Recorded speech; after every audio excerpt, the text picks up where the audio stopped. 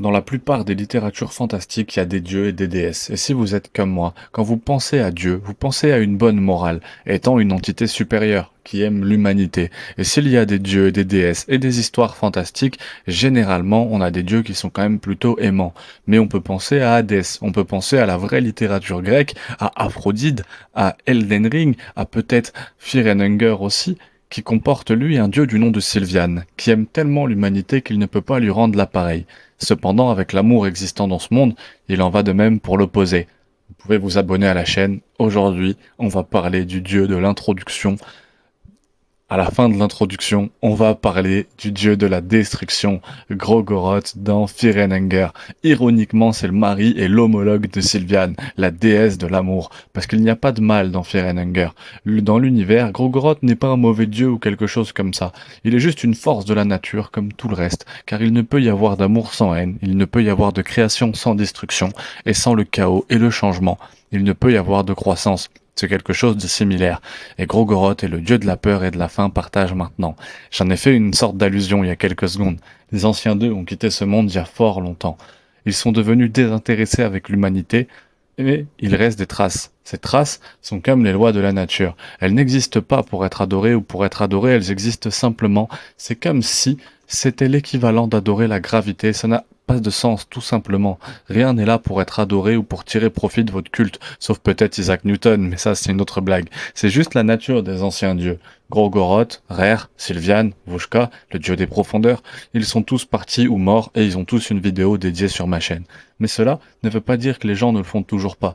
Je les vénère pas de toute façon, car apprendre les enseignements de ces dieux dans le passé peut accorder des prouesses magiques, comme apprendre les enseignements de Sylviane et se livrer à l'amour qu'elle a apporté au monde. On peut obtenir une magie de guérison en apprenant ces enseignements.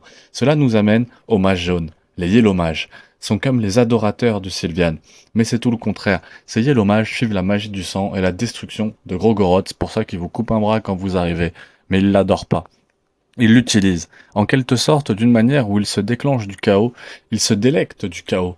Parce que comme ils disent, le chaos est la seule constance dans ce monde. Ils n'ont donc pas de hiérarchie ou quoi que ce soit. Et ouais, ils n'adorent rien. Dans le chaos, ils n'observent plus Grogoroth plutôt que de l'adorer. La chose la plus proche qu'ils ont d'un leader est le nouveau dieu nommé NRA.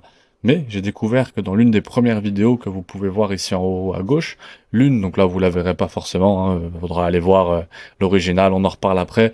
Euh, L'une des coutumes qu'ils ont, c'est qu'ils sont pas autorisés à utiliser des armes à feu. Ce qui est assez étrange, c'est parce qu'il n'y a pas beaucoup d'armes à feu dans Firenhanger 1, tout du moins.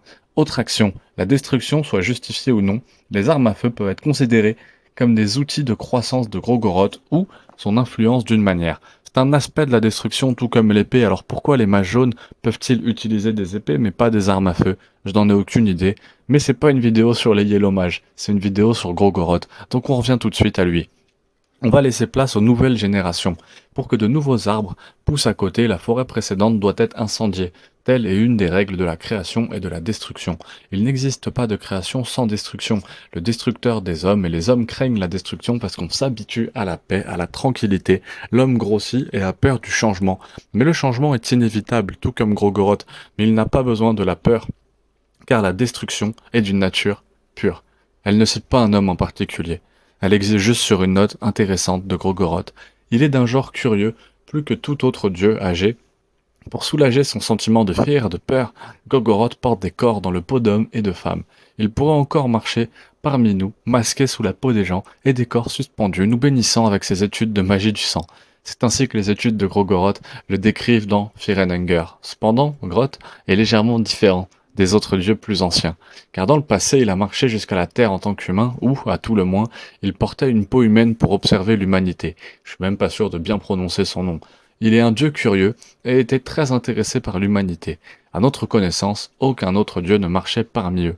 L'homme, comme l'un des leurs, une raison possible à laquelle je peux penser, est que l'humanité n'est pas aussi sylvienne, et, conçue comme nous en avons discuté sur cette chaîne avant, il est possible qu'il n'aime pas l'imperfection et que la haine de l'humanité puisse le posséder.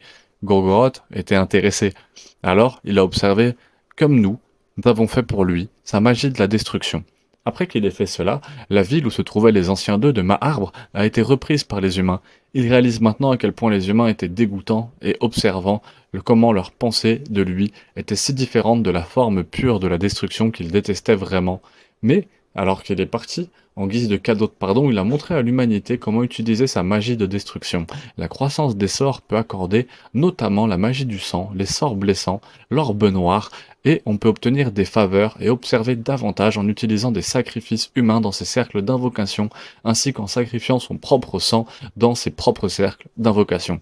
Dans Fear and Anger, la fin B, le joueur avec Nashra lui-même se dirige vers les ténèbres du fond du dieu des profondeurs où une trace de Grogoroth dormait encore. Il se réveille et le combat apparaît. Ce n'est pas le vrai, juste une trace de lui qui reste avant qu'il ne vous combatte. Cependant, Nashra le fera dans ses poussées de sagesse infinie qu'il envisage de le tuer lui-même. Puis, il est brûlé, vif, mais il survit comme c'est le cas. C'est une jolie coutume pour un nouveau dieu, que vous savez invincible, et tout ensuite, il commencera le combat avec vous. Si je puis dire, c'est le combat le plus dur dans le premier jeu. Après quoi, il vous dira qu'il peut vous montrer ce qu'est la destruction pure, il peut vous montrer ce qu'est réellement, et pas ce que vous pensez, mais attendez. S'il vous dit que cela pourrait vous tuer, les humains n'étaient pas censés comprendre la vérité, la destruction.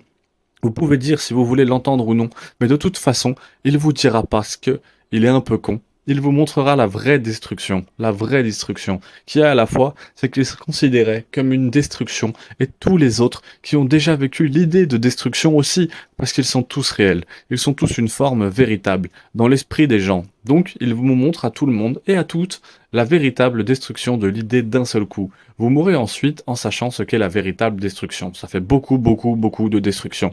Et en apprenant une certaine forme d'illumination. Quelle que soit la manière dont elle n'est qu'une petite information que vous auriez pu apprendre dans le donjon. Avec cela, entrons dans quelques théories sur lui, qui sont assez habituelles en fait, des théories historiques. À la fin, il y a une théorie selon laquelle Grogoroth est également un dieu solaire et son symbole est une éclipse, et un dieu solaire est montré dans Maarbre. Puis après avoir quitté ce monde, le soleil quitte Maarbre également. Une autre théorie est que le soleil ne fait plus partie de Maarbre.